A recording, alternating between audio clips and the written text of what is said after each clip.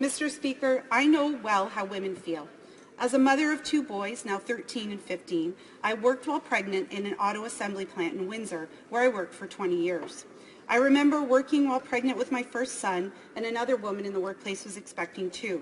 We were working on an assembly line and finding accommodation when you need to rest for a moment after hours of standing or go to the washroom at a moment's notice, not to mention the chemicals that we sometimes had to be around, wasn't always easy to do. We advocated for each other and worked with management to find solutions. After all, we weren't going to be pregnant forever. These solutions worked for us all, and it's important to understand that employers have an obligation to accommodate women when they're pregnant in the workplace. Unfortunately, I wasn't as lucky in my second pregnancy to only need minimal accommodation.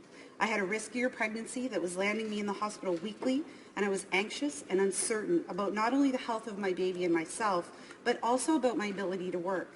I needed time off and had a hard time finding accommodations that included being able to sit intermittently. After another difficult hospital stay, I attempted to return to work again, only to find that my previous accommodations weren't available to me. I was even more uncertain than ever about what to do. There were many anxious conversations at home and work about my health and ability to work in this environment with chemicals and a physically demanding job. I would go to work every day uncertain about what job I could do and would often push myself to try jobs I knew I couldn't perform, trying to be a part of the solution, trying to stay working and balancing my health. It was exhausting and stressful. Thankfully, my coworkers were kind and understanding, and fortunately, I was a member of a union that had negotiated a sick and accident benefit for all of us. My supervisor, union rep, and I met about this issue, and it was offered to me to spend the rest of my pregnancy on this benefit. How lucky I was. I accepted and remember going home and crying with relief as my husband, young son, and I had the ability to focus on my health and not worry about how we would pay the bills or how I would do my job. For my particular situation, this was a resolution. Employers, however, have a fundamental obligation to provide accommodation that should always be the first remedy.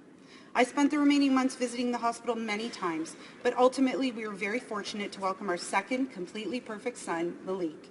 And I began my maternity leave and still had my full year of maternity benefits. All women should have this provision available to them.